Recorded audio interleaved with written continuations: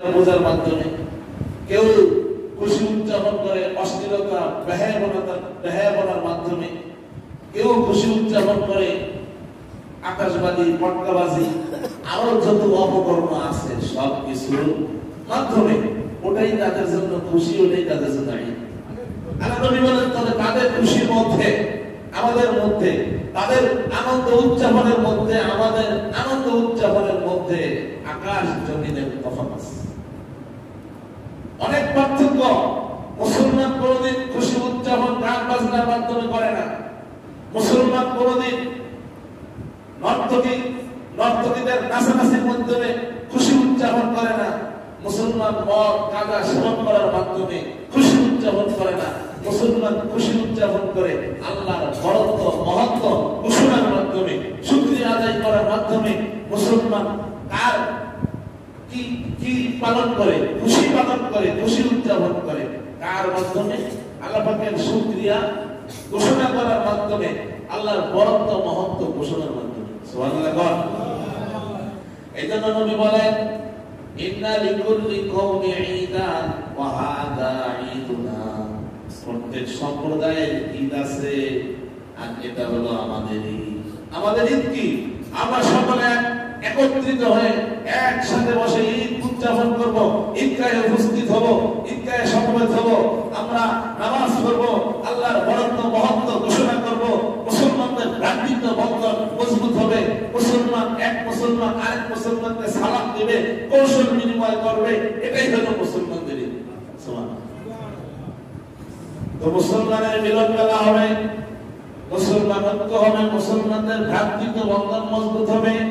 মুসলমান একত্রিত হয়ে রবের ঘোষণা করবে, আল্লাহু আকবার, আল্লাহু আকবার, লা ইলাহা ইল্লাল্লাহ, আল্লাহু আকবার, আল্লাহু আকবার, ওয়া লিল্লাহিল হামদ। মুসলমান সব সময় খুশি উদযাপন করবে রবের বড়ত্ব মহত্ব ঘোষণার মাধ্যমে। সুবহানাল্লাহ। আল্লাহ নবী সাল্লাল্লাহু আলাইহি ওয়াসাল্লাম যখন মদিনাতে গিয়েছেন, দেখেন মদিনাবাসী 2 দিন আনন্দ উদযাপন করতেছে। জাহিরি যুগে মেলাগুলোর মধ্যে যে সমস্ত আনন্দ উদযাপন হয়, নবী যখন মদিনায় হিজরত করেছেন, দেখেন মদিনার মধ্যে এরকম 2 দিন আনন্দ উদযাপন হচ্ছে। আল্লাহ নবী সাহাবীদেরকে জিজ্ঞাসা করলেন, মা হাযানি ইয়াওমানি, তোমরা এই যে 2 দিন মেলা উদযাপন করতেছো, ঈদ উদযাপন করতেছো, এটা কিসের আনন্দ? তখন সাহাবায়ে কেরাম আল্লাহ নবীকে উত্তর দিয়েছেন, কুননা নালআবু ফীহিমা ফিল জাহিলিয়া, আমরা জাহিরি যুগে এই 2 দিন আনন্দ উদযাপন করতাম। বিশ্বনবী মুহাম্মদুর রাসূলুল্লাহ সাল্লাল্লাহু আলাইহি ওয়াসাল্লাম বলেন, قد أبدلكم الله بهما خيرا منها يوم الفطر ويوم الأضحى।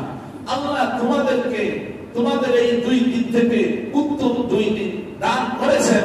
একদিন হলো ঈদুল ফিতরের দিন, আরেক দিন হলো ঈদুল আজহার দিন। সুবহানাল্লাহ। এটা কার পক্ষ থেকে আসছে? ঈদ আল্লাহর পক্ষ থেকে আসছে।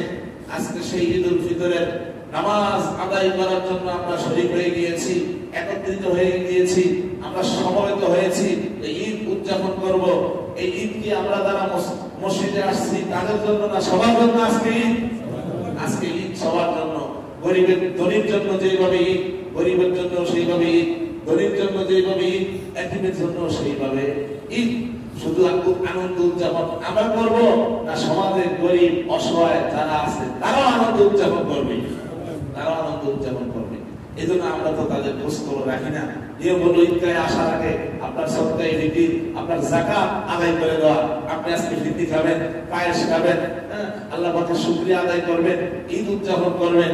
কিন্তু গরিব দুঃখী অসহায়ের তো ঈদ আছে, আপনি যদি এগুলো পরিপূর্ণ আদায় করে দিতেন তারাও তো একটু আজকে আনন্দ করতে পারতো না, পারতো না।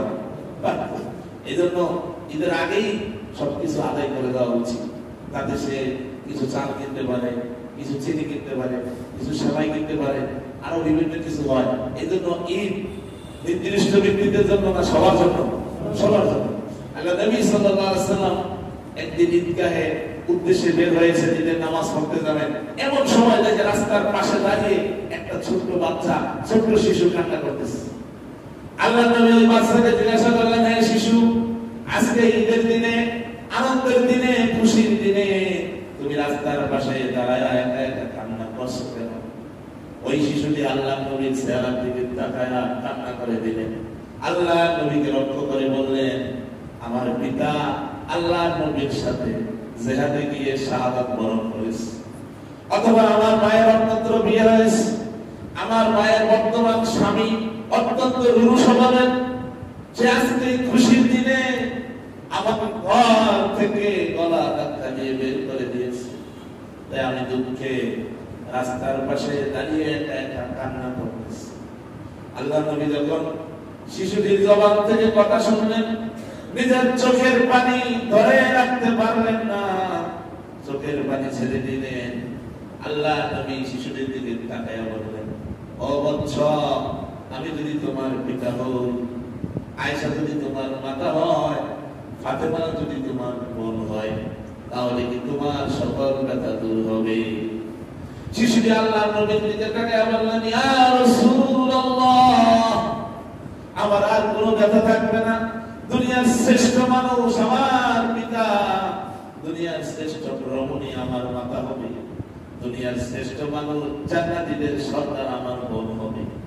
ইয়া রাসূলুল্লাহ, এর থেকে খুশি আমার জন্য কি আছে? আল্লাহ নবী ছেলেটিকে বাড়িতে নিয়ে গেলেন, বাড়িতে নিয়ে সুন্দর করে গোসল করালেন, এরপরে উত্তম জামা কাপড় পরিধান করাইলেন। ছেলেটির মুখ দিয়ে হাসি বের হয়ে গেল। সুবহানাল্লাহ। কারণ আল্লাহ নবীকে তো আল্লাহ তাআলা দুনিয়াতে এতিম করে পাঠিয়েছে, যাতে তিনি মানুষের দুঃখ কষ্ট বোঝেন। এজন্য আল্লাহ রাব্বুল আলামিন কোরআনে বলেন, আলাম ইয়াজিদিকা ইয়াতীমান ফাআওয়া। ও নবী, আমি কি আপনাকে এতিম পাই নাই? আমি আপনাকে এতিম পেয়েছি। আমি আল্লাহ আপনাকে আশ্রয় দিয়েছি, আমি আল্লাহ আপনাকে পথ দেখিয়েছি। অতএব আপনি এতিমের অসহায়ের পাশে থাকবেন। সুবহানাল্লাহ। এতিমের দুঃখ দরদ আল্লাহ নবী সবচেয়ে বেশি বুঝেছেন, কারণ হুজুরকে আল্লাহ তাআলা এই দুনিয়াতে এতিম করে পাঠিয়েছেন। হুজুরের জন্মের আগেই 6 মাস আগেই বাবা ইন্তেকাল করেছে। দুনিয়ার কোন এতিম সন্তান যাতে এই কথা বলতে না পারে, আমরা তো এতিম, আমরা তো অভাবী, আমাদের দুঃখ কষ্ট কে বুঝবে? এজন্য বিশ্ব নবীকে আল্লাহ তাআলা এতিম করে দুনিয়াতে পাঠিয়েছেন, যাতে তিনি এতিমের অধিকার এই দুনিয়াতে প্রতিষ্ঠা করতে পারেন। বিশ্ব নবী এতিমের অধিকার, মিসকিনের অধিকার, ফকিরের অধিকার এই দুনিয়াতে প্রতিষ্ঠা করে দিয়েছেন। সুবহানাল্লাহ। যাই হোক, সম্মানিত মুসলিয়ানে কেরাম, আজকে আমরা ঈদের নামাজ আদায় করার জন্য আমরা এসেছি। আমরা পবিত্র হয়ে গোসল করে পবিত্র হয়েছি, আমরা উত্তম পোশাক, নতুন পোশাক পরিধান করেছি, আমরা সুগন্ধি মেখেছি, আতর সেন্ট মেখেছি। এরপরে আমরা নামাজ পড়ার জন্য ঈদগাহে এসেছি। কিন্তু এমন একটা সময় আসবে, আপনার আমার সকলের সামনে এমন একটা সময় আসবে, যেদিন আপনি আমি গোসল করব না, আপনাকে আমাকে গোসল করানো হবে। যেদিন আপনি আমি গোসল করব না, আপনাকে আমাকে গোসল করানো হবে। এমন একটা সময় আসবে, সকলের সামনে আসবে। আজকে উত্তম পোশাক পরিধান করে, নতুন পোশাক পরিধান করে ঈদগাহে এসেছি। একদিন এমন পোশাক আমাকে দেওয়া হবে, যেদিন আমি পরিধান করব না, আমাকে পরিধান করানো হবে। আমাকে পরিধান করানো হবে কি? কাফনের কাফন। আজকে তো নিজেরা পরে এসেছি, কিন্তু একটা সময় আসবে আমি পরবো না, আমাকে পরানো হবে। আমি গোসল করবো না, আমাকে করানো হবে। আজকে সুগন্ধি আতর মেখে এসেছি, এক সময় আমি মাখবো না, আমাকে মাখানো হবে। এরপরে এমন এক জায়গায় নেওয়া হবে। আজকে তো ঈদগাহে ঈদের নামাজ আদায় করার জন্য এসেছি, আমাকে নামাজ আদায় করার জন্য নেওয়া হবে, আমি যাব না। আজকে নামাজ পড়ার জন্য এসেছি, একটা সময় আনবে আমার উপরে নামাজ পড়া হবে। খাটিয়া করে বাড়ির আঙ্গিনায়, বাড়ির দরজায়, মসজিদের মাঠে নিয়ে আসবে। এরপরে সেখানে আমার উপরে নামাজ পড়বে, আমি পড়বো না। সেখান থেকে নামাজ পড়ার পরে এরপরে কবরস্থানে নিয়ে যাবে, বাস বাগানে নিয়ে যাবে। সেখানে নিয়ে যে কবর খনন করা হয়েছে বুক পর্যন্ত, এই কবরের মধ্যে রেখে আপনাকে আমাকে উপর থেকে মাটি দিতে থাকবে, মাটি চাপা দিতে থাকবে।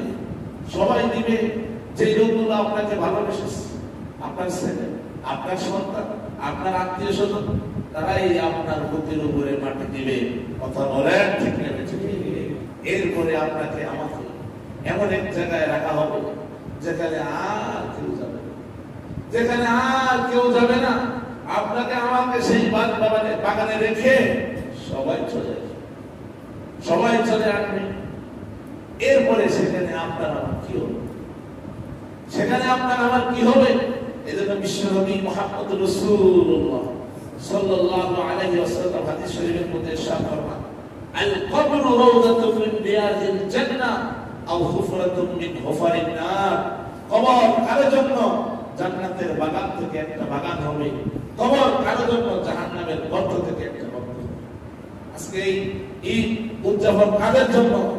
যারা রমজানের সিয়াম পালন করেছে, যারা রমজানের রোজা পালন করেছে, যারা তারাবির নামাজ পড়েছে, যারা কোরআন তেলাওয়াত করেছে, যারা আল্লাহর হুকুম আহকামগুলো পালন করেছে, আজকে তাদের জন্য হলো ঈদের দিন, তাদের জন্য হলো খুশির দিন, তাদের জন্য হলো আনন্দের দিন। কিন্তু যে রমজান রোজাগুলো পালন করে নাই, সিয়াম সাধনা পুরা পালন করে নাই, যে ব্যক্তি রমজানের কোরআন তেলাওয়াত করে নাই, তারাবির নামাজ আদায় করে নাই, আল্লাহর হুকুম আহকামগুলো পালন করে নাই, বরং দিনের বেলায় হোটেল রেস্তোরাঁ খোলা রেখে যারা রোজা রাখে না তাদেরকে সহযোগিতা করছে, তাদের খাবারের ব্যবস্থা করেছে, তার জন্য আজকে ঈদের দিন না, তার জন্য হলো ওয়াইদের দিন, তার জন্য ধ্বংসের দিন, তার জন্য ধমকির দিন। আজকে তার জন্য ঈদের দিন হতে পারে না। ঈদের দিন হলো তাদের জন্য যারা সিয়াম সাধনা করে নিজেকে আত্মশুদ্ধি করেছে, রমজান রোজাগুলো পালন করে নিজেকে পবিত্র করেছে, তাদের জন্য হলো আজকে আনন্দের দিন। তাদেরকে আল্লাহ রাব্বুল আলামিন এই মাঠে তাদের ক্ষমা ঘোষণা করবে। এই মাঠে ক্ষমা ঘোষণা করা হবে যারা এক মাস সিয়াম সাধনা করেছে। আল্লাহর নবী বলেন, যখন ঈদুল ফিতরের দিন হয় তখন আল্লাহ তাআলা ফেরেশতাদের সাথে গর্ব করে বলেন, বাহাবিহিম মালাইকাতুহু মা জাযাউ আজরিন ফি আমালিহি। আমার ফেরেশতারা, তোমরা বলো তো, যে মজদুর তার কাজ পরিপূর্ণ আদায় করে তার বিনিময় কি হওয়া উচিত? আল্লাহ তাআলা ফেরেশতাদের সাথে গর্ব করে বলেন, যে মজদুর তার কাজ পরিপূর্ণ আদায় করে তার বিনিময় কি হওয়া উচিত? তখন ফেরেশতারা আল্লাহ রাব্বুল আলামিনকে বলে, ক্বালু রব্বানা জাযাউহু আন ইউফা আজরুহু। আয় আল্লাহ, আয় রব, যে মজদুর তার কাজ পরিপূর্ণ আদায় করে তার আজকে পারিশ্রমিক, তার কাজের প্রতিদান এটাই হওয়া উচিত যে তাকে তার কাজের পারিশ্রমিক পরিপূর্ণ দেওয়া। আল্লাহ রাব্বুল আলামিন ফেরেশতাদেরকে লক্ষ্য করে বলেন, আমার ফেরেশতারা, আমার ইজ্জতের কসম, আমার জালালিয়াতের কসম, আমার সম্মানের কসম, আমার উসুল মর্যাদার কসম, আজকে এই রমজানুল মুবারকে আমার বান্দা-বান্দীদের উপরে আমার পক্ষ থেকে ফরজ বিধান অর্পিত ছিল, তারা যথাযথ পালন করেছে, আদায় করেছে। তারা সিয়াম সাধনা পালন করে ঈদের নামাজ আদায় করার জন্য খারাজু ওয়াজুনা ইলা দুআই তাকবীর পড়তে পড়তে ঈদগাহে উপস্থিত হয়ে গিয়েছে। আমার ফেরেশতারা, তোমরা সাক্ষী থাকো, তোমরা সাক্ষী থাকো, আমি আমার বান্দাদেরকে মাফ করে দিলাম। ফায়াকুলু ইরজিউ। আল্লাহ রাব্বুল আলামিন বলেন, যারা ফিরে এসেছে, ঈদগাহে এসেছে, আল্লাহ তাদেরকে বলেন, ফায়াকুলু ইরজিউ, তোমরা ফিরে যাও, কদ গফারতু লাকুম, তোমাদেরকে ঈদগাহে ক্ষমা করে দেওয়া হয়েছে, ঈদগাহে তোমাদেরকে ক্ষমা করে দেওয়া হয়েছে। আবাদদাতু সাইয়্যাতুকুম বিল হাসানাত, তোমাদের গুনাহ খাতাগুলোকে নেকি দ্বারা পরিবর্তন করে দেওয়া হয়েছে। ক্বালা ফায়ারজিউনা মাগফুরান লাহু, আল্লাহ নবী বলেন, তাদেরকে ক্ষমা করে দেওয়া হয় ঈদগাহের থেকে, ঈদ ঈদগাহ থেকে বান্দা ক্ষমা নিয়ে বাড়িতে ফিরে ঈদগাহে বান্দাকে এরকম পবিত্র করে দেওয়া হয়, বাচ্চা ভূমিষ্ঠ হওয়ার পরে যেমন তার কোনো গুনাহ থাকে না, ওইরকম যে ব্যক্তি রমজানের সিয়াম সাধনা করেছে, ঈদগাহে উপস্থিত হয়েছে, ঈদের নামাজ আদায় করেছে, কারো ওইরকম কোনো গুনাহ থাকে না।